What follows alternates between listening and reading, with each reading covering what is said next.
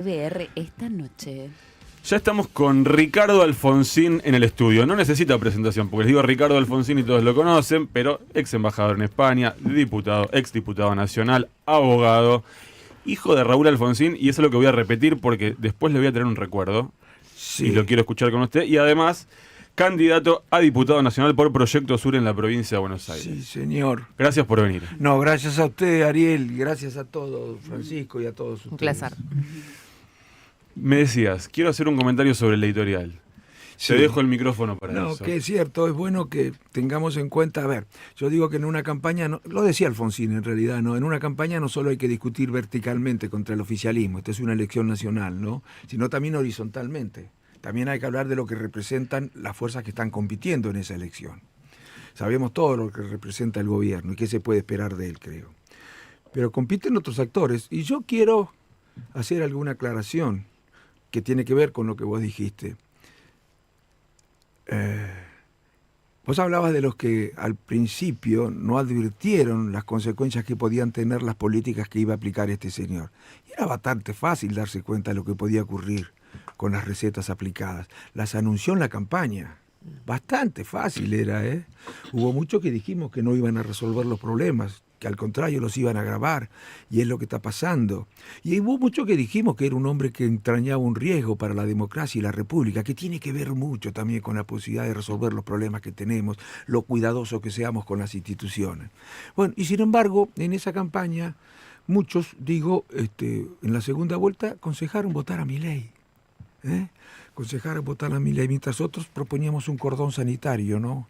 Bueno, y durante un año y medio, hasta hace pocos meses, casi hasta que perdió las elecciones en la provincia de Buenos Aires, acompañaron todas y cada una de las iniciativas que el Ejecutivo envió al Parlamento, que el oficialismo envió al Parlamento. Me refiero, entre otros, a Juntos por el Cambio. A ver, con todo el respeto lo digo, ¿no? Porque hoy se presentan como opositores, también lo fueron en el 2023, pero desde la gestión actuaron casi como oficialismo, aprobando todas y cada una de las iniciativas. Hoy Somos Buenos Aires es Juntos por el Cambio, en realidad, Juntos por el Cambio, hoy es Somos Buenos Aires. Se cambian los nombres, los partidos, ¿viste? Cada 2 años o cada 4 años. Y será en octubre seguramente Provincias Unidas. Yo lo que les pregunto es, si gana Milei las elecciones, ¿van a seguir haciendo lo que hicieron desde el 2023 en adelante, acompañando todas las iniciativas y callándose frente a las desviaciones muy graves que desde el punto de vista institucional realizó el gobierno de Milei? Y les pregunto también a las grandes corporaciones, las que ahora están en todo caso tomando distancia. El señor Ratazzi, por ejemplo, yo me acuerdo que lo calificó con 9.9 al gobierno de Milei, extraordinario. Y las grandes corporaciones económicas que no hicieron otra cosa que elogiar en los canales de televisión y se los presentaba como con autoridad para opinar acerca de la evolución de la situación política, económica y social en la Argentina. Y todos estaban encantados. Y yo le digo a la gente, tomen con pinza lo que dicen estos CEOs, dueños de grandes corporaciones. ¿Por qué razón? Porque la política trata del interés general. Y de eso no saben nada las grandes corporaciones. Las corporaciones económicas, las más grandes, se preocupan solo por el interés particular. Y si conocen del interés general no lo pueden priorizar, porque si lo priorizan se van del mercado. Así que una cosa es la política, que la búsqueda, debería ser la búsqueda del interés general, y otra cosa es el manejo de una empresa. Algunos creen, si yo manejo una empresa muy bien, tengo que tener condiciones para ser un buen presidente. Te diría que no tiene nada que ver. Es como creer que si yo soy un buen jugador de fútbol, tengo que ser un buen jugador de tenis. ¿Qué tiene que ver, mi hijo? No tiene nada que ver una cosa con otra.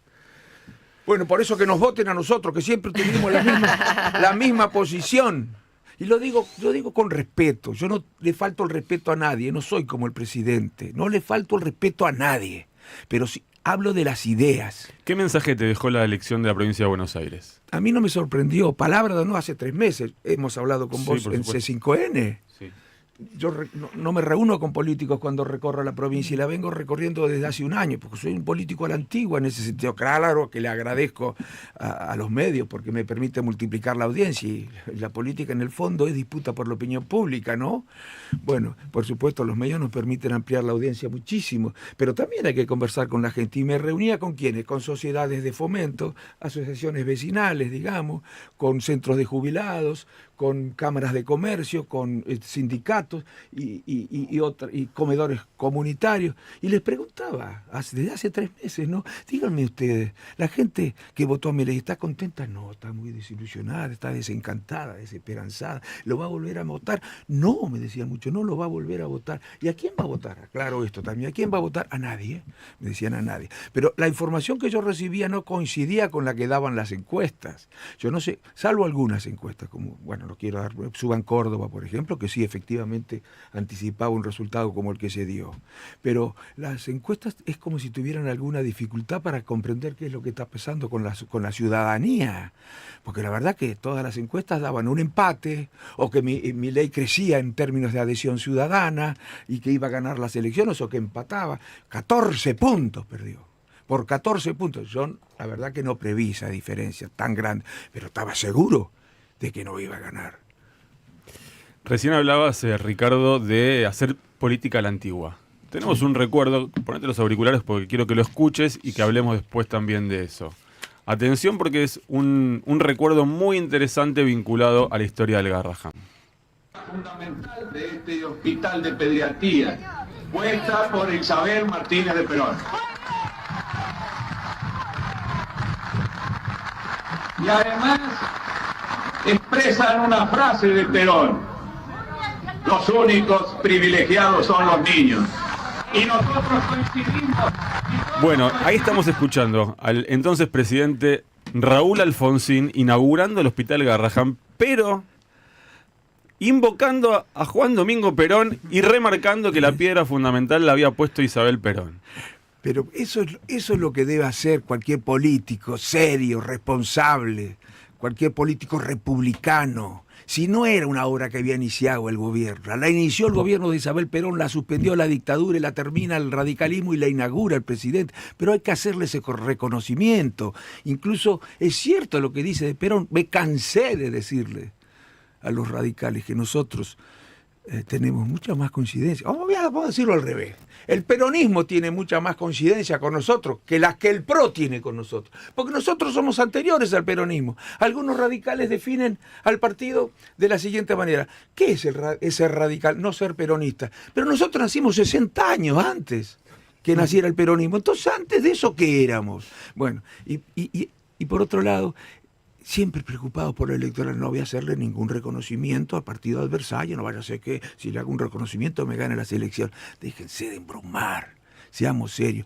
Estamos frente al gobierno, en este caso, menos serio que conoció la Argentina, el menos republicano que conoció la Argentina, el menos federal que conoció la Argentina y el más oligárquico que conoció la Argentina, el gobierno más cruel, más insensible desde el punto de vista social. Yo diría que su insensibilidad adquiere dimensiones clínicas. No se puede explicar de otra manera tanta crueldad.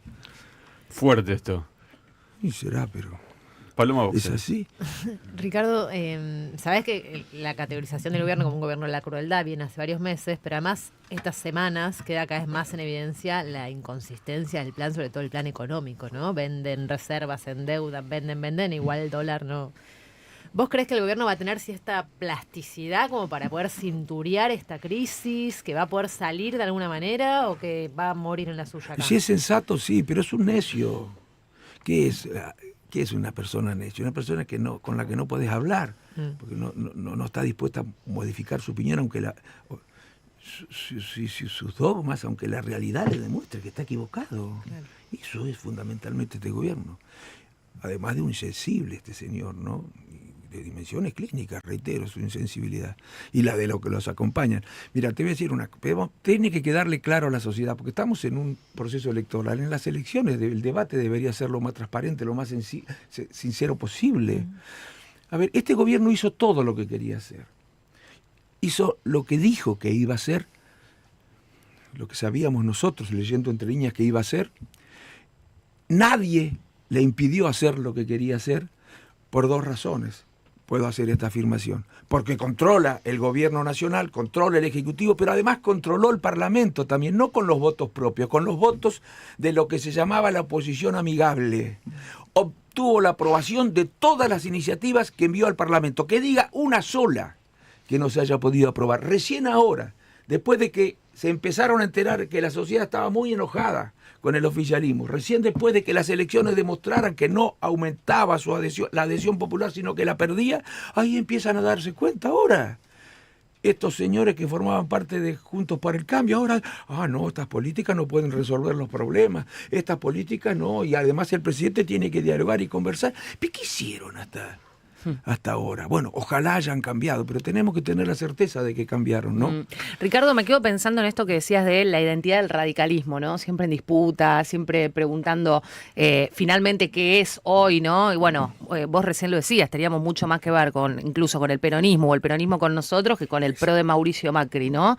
Sí. Y que son anteriores. ¿Y hoy hay algún proceso que te entusiasme para recuperar esa identidad? No sé, pienso en Corrientes o... No. No, a ver, digamos, chicos, con absoluta franqueza, el radicalismo hoy no es un proyecto nacional, si no, no podría haber dejado libertad de acción en una elección nacional a las provincias. ¿Qué es el radicalismo hoy? Es la Mendoza que se alió con la Libertad Avanza, es el Chaco que se alió con la Libertad Avanza, hasta se llama Libertad Avanza, sí. En el Chaco, la fuerza. Mendoza también. Es Corrientes, que no quiso Milei. No quiso Milei, pero le pedían por favor que fuera sensato y que aceptara un arreglo, ellos decían equitativo, con la Libertad Avanza. La provincia de Buenos Aires lo mismo. Si el radicalismo no aprobó, no hizo una alianza en la provincia de Buenos Aires con la Libertad Avanza, es porque Milei no quiso, no le interesó. Lo mismo podemos decir de Córdoba, estaban desesperados. ¿Quién era el presidente del bloque radical? Por aliarse con la Libertad Avanza, desdeñó una alianza con también Milei, con el radicalismo en Córdoba. Bueno, miren, el radicalismo hoy se ha convertido, y esto es una manifestación de la crisis de la política, de la calidad de la política, del deterioro de la calidad política, se ha convertido en maquinaria electoral. Una institución cuya principal preocupación es ganar o hacer la mejor elección posible. Lo que vas a hacer desde los espacios de poder que ocupes, eso es una cuestión secundaria. Y yo te diría que antes, cuando te decía que elogiaban mucho, muchachos, digamos las cosas como son. Por supuesto. Será esta la última campaña que haré, no porque me vaya a morir, toco madera, sino porque ya estoy grande y bueno, este es el último esfuerzo que haré. Hubiera preferido incluso no hacerlo. Sin cassette, vamos. No, pero para te digo, si ahora hablábamos de que ciertas fuerzas políticas acompañaron a Milei, pero no porque estuvieran coincidiendo con Milei o le tuvieran miedo a Milei, que también algunos gobernadores, porque eran apretados, porque es el menos federal de todos. Porque querían quedar bien con los grupos económicos que estaban celebrando y estaban apoyando las iniciativas de Milei, esta aversión por el Estado, esta aversión por la justicia social, esta idea de que en los mercados nadie tiene que meterse, esta idea de que hay que desdemocratizar la economía, despolitizar la economía, que se intentó en la década del 90, cuando Carlos Menem quería hacer la reforma constitucional. Al principio lo que quería él, además de establecer la reelección, quería neoliberalizar la Constitución. Es decir, impedirle por la Constitución al Estado, a la política que se meta en la economía. Eso les encanta a las grandes corporaciones. A las grandes corporaciones nada mejor que el mercado para ellas. Pero muy bien, pasa, ahora, Ricardo? Era con estos sectores que esos dirigentes querían quedar bien. No tengan ninguna duda de que era así. Les encanta, pero después cuando vos ves los balances de las empresas del año pasado y lo que va este año, están con unos números rojos tremendos. Porque no entienden de política.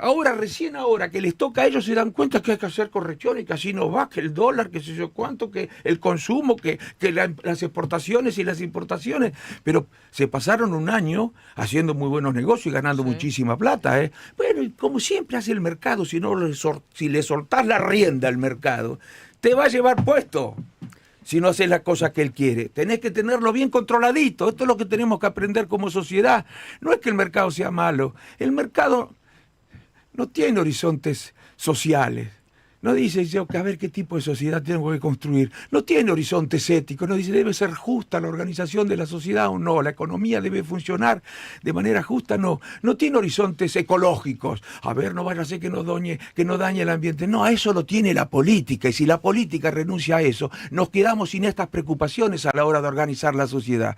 Bueno, lo que pasa que como piensan las grandes corporaciones en lo inmediato, en las ganancias rápidas, bueno, acompañan decisiones que, claro, les permiten ganar, como en este año y medio el gobierno ha ganado muchísima plata, algunos. Ahora, cuando empieza la situación a complicarse, cuando empiezan a retirarse algunas empresas extranjeras, cuando empiezan a despedir gente, cuando tienen que cerrar algunas empresas, ahí se dan cuenta, bueno, esto no va más, esto nos va a perjudicar a nosotros. Entonces ahí sí, mira, yo le digo a la sociedad, no solamente mire los políticos, claro que tiene que ser exigente, pero mire también la dirigencia empresaria, la élite empresaria, tiene responsabilidades en lo que nos viene pasando a nosotros también, porque ha estado fomentando, apoyando, promoviendo y boicoteando políticas que están inspiradas en la búsqueda del interés general y que no han podido funcionar porque, bueno, estos sectores económicos tienen poder para impedir que funcionen. ¿Y ahora le picó el boleto este sector? Pero claro, ¿O lo puede recuperar Milei? Bueno, mira, a ver, el presidente le echa las culpas, y Caputo, le echa las culpas a la oposición y a los trabajadores, diría, ¿no? Porque él dice, viste lo que dijo el otro día, dejen de ver a los empresarios como un enemigo. ¿Quién los ve como un enemigo? Lo que pasa que no entiende este señor es que la política debe preocuparse por el interés general y el empresario debe preocuparse por su interés y los trabajadores por el suyo. La política debe mediar. Bueno, pero como para Milei eso está mal, bueno, y está echándole la culpa a la oposición por las leyes que ha votado ahora. Los problemas venían de antes, mucho antes. Por eso perdió las elecciones como las perdió. Y en todo caso, si alguien lo está desestabilizando, son sus amigos. Es ese amigo que no falla nunca, el mercado. Y sobre todo el mercado financiero, que demuestra que cuando no le pone freno es muy poderoso y muy peligroso. Pero no porque sea malo, porque se mueve con otros intereses. Si el mercado se moviera con finalidades o intenciones filantrópicas, ambientales, sociales, no sería el mercado, sería cualquier cosa menos el mercado, sería la política. Y el mercado no hace política. Te hago la última y te pido que me la respondas con el mismo enfado. Sí. ¿Qué pensás de los que están hablando de la posibilidad de formar un delfín por si Milei no termina su mandato? Bueno, yo creo que eso, no sé quiénes son los que están pensando. Creo que son el sector económico. Esos sectores de la economía. Hay una parte del sector económico. Sí, claro. El sector financiero. Bueno, eso yo rechazo cualquier solución política a través de los mercados. La rechazo definitivamente. Siempre intentan eso. Bueno, no lo hicieron a nosotros, el gobierno de mi padre también, ¿no? Tuvimos que renunciar. Mira, a los gobiernos los saca la gente a través de su representante con el juicio político, cuando hay una mayoría que lo pide, o lo sacan los mercados. Esas son las cosas así. Yo lo que digo es que el presidente tiene que cambiar, tiene que conversar con la oposición, tiene que dejar de insultarla y de ofenderla, porque si no es imposible la conversación, y tiene que comprender que no es dueño de la verdad, que esa teoría austríaca es un delirio, que no se aplicó en ningún lugar del mundo, y que las cosas hacia adelante no van a cambiar, sino se van a seguir complicando. Porque decía Einstein, es un loco el que cree que haciendo las mismas cosas vas a obtener resultados diferentes. Lo que hizo desde el 2023, desde que asumió en diciembre del 2023 hasta ahora, lo que pasa ahora es consecuencia de lo que él hizo desde esa fecha hasta la que viene. Y que deje de echarle la culpa a la oposición y a los trabajadores. Si él dice, lo ven a los empresarios como un enemigo. No, esa es su manera de pensar, esa es su lógica, porque él en realidad ve como un enemigo lo público, porque él sí entiende amigo-enemigo, el que no está conmigo es enemigo, y ve como un enemigo a los trabajadores, que quieren salario, quieren y aguinaldo, y quieren mejores condiciones de trabajo. Fíjate vos lo desubicados que son los trabajadores, ¿no? Bueno. Perdón. Ricardo Alfonsín, aquí, en Conflicto de Intereses. Eso que va a pasar en la semana, escúchalo antes en Conflicto de Intereses.